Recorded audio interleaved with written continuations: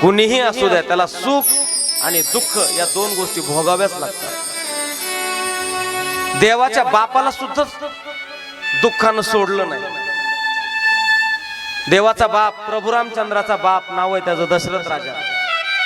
राजा असून सुद्धा त्याला दुःख भोगावं लागलं. तुमचं आमचं काय घेऊन बसलो. रुक्मिणी माणसाच्या जीवनामध्ये कसाही प्रसंग आला तर त्यानं खचून जायचं नाही. आणि तुम्हाला सगळ्या माता भगिनीला माझी विनंती आहे, आत्महत्या करायची बोला ना. तुमचं लय कवळं मन आहे बघा. थोडस काही झालं की पेटूनच घेईन, विहिरीतच उडी टाकीन बोला ना. औषधच पेल काय नसतं. तुम्ही मेला आप मरे पीछे डूब गए तुम्ही दुनिया. कबीरदास महाराज म्हणले कहत कबीरा सुन मेरे गुनिया और आप मरे पीछे डूब गई दुनिया. तुम्ही मेले जग संपलं, आपण मेलो जग संपलं. जोपर्यंत आपण जिवंत आहे तोपर्यंत जग आहे. कुणासाठी फाशी घ्यायची नाही, कुणासाठी बोला ना मरायचं नाही. आणि तुम्ही मेल्यानं काय त्यांना 4 दिवस दुःख होत असतं, परत जो व्यवहार आहे लोक व्यवहार चालू होत असतो.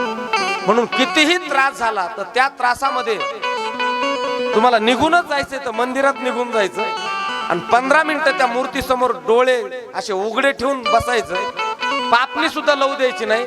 एकदा ते दुःखाचं गरम पाणी डोळ्यातलं बाहेर निघून गेलं ना तर तुम्ही डिप्रेशन मधले थोडे कमी होतात. आणि मग घरी या आणि मग विचार कराल बाबा बाबा मी वेगळंच काहीतरी करायला चालले होते.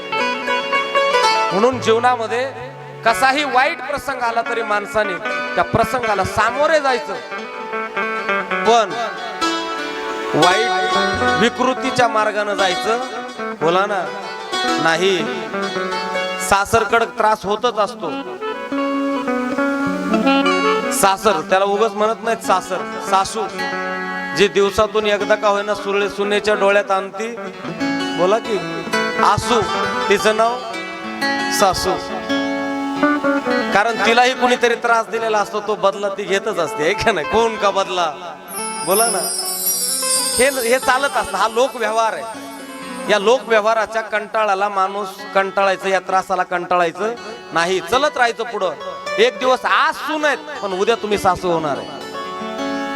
म्हणून या सासूचं स्वप्न बघा मी सासू होणार आहे म्हणून, पण आज खचून जायचं नाही. रुक्मिणी कितीही दुःख जीवनामध्ये आलं तर खचून जायचं नाही. कारण दुःख आणि सुख माणसाच्या जीवनामध्ये येत असतं आणि जात असतं. एक ते गाणं आहे ना, सुख दुःख आते जाते,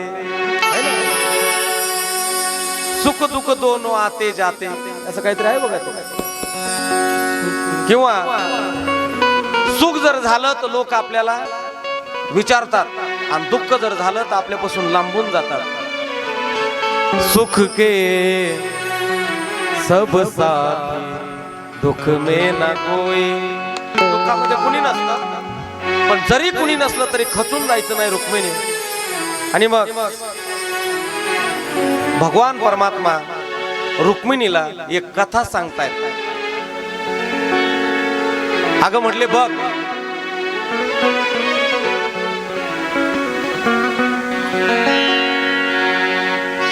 माणसाच्या जीवनामध्ये दुःख आल्याच्या नंतर विसरायचं नाही, फक्त भगवंताशी एक माझ्याशी एक निष्ठ राहायचं. म्हणले काय कथा आहे. ती कथा अशी आहे की एक गरीब ब्राह्मणाचं कुटुंब आहे आणि त्या ब्राह्मणाचं नाव आहे सुदामजी. सुदामजीची अवस्था अशी आहे, सकाळी खाल्लं तर संध्याकाळची पंचायत आहे. असा हा सुदामजी. एवढी परिस्थिती असून सुद्धा तो मला कधीच विसरला नाही. म्हणून आपण सुद्धा देवाला कधी उलट देवाला एवढंच म्हणायचं, शेवटची विनवणी, शेवटची विनवणी, संता जनी परिसावी, विसरतो न पडावा,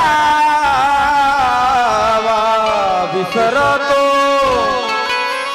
न पडावा, माझा देवा तू माझे, माझा देवा तू माझे, माझा देवा तू माझे. विसरतो ना परावा, विसरतो ना परावा, देवा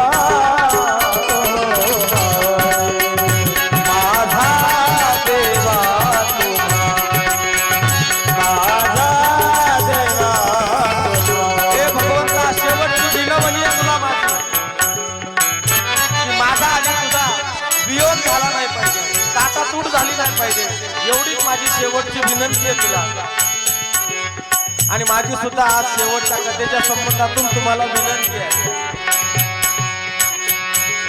आता हार बोलू काही, आता बोलू काही, आता तुमच्यासमोर काय बोलावं शब्द फुटत नाहीये. आता फार बोलू काही,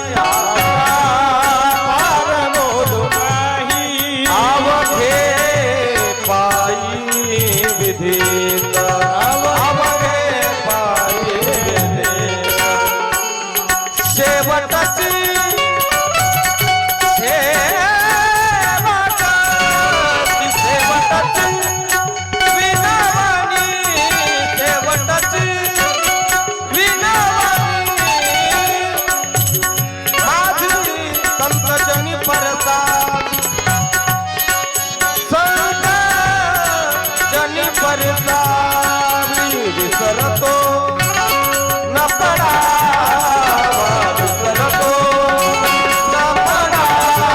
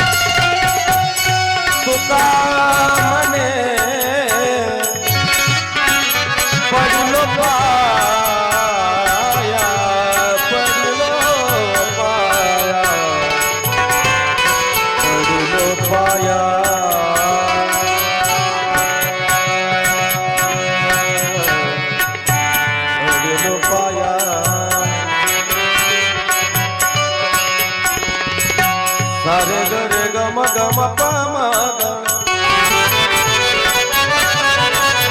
गमबानी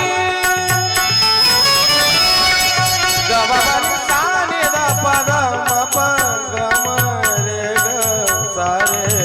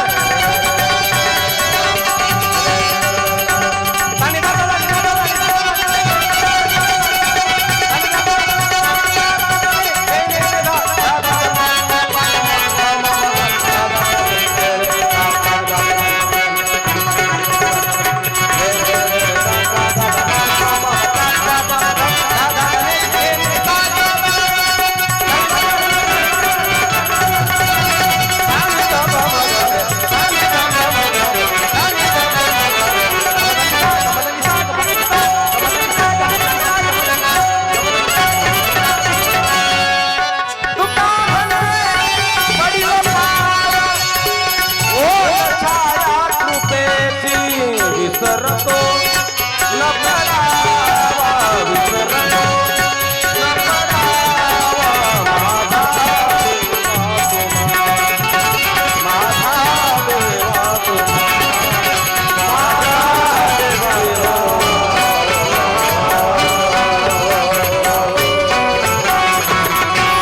एवढी शेवटची विनंती, शेवटची विनवणी, संत जनी परिसावी, विसरतो न पडावा आणि माझा देवा तुम्हाशी, माझा विसर देवा, मला तुमचा विसर पडला नाही पाहिजे अशी तुकोबारायची खऱ्या अर्थाने या ठिकाणी मागणी आहे.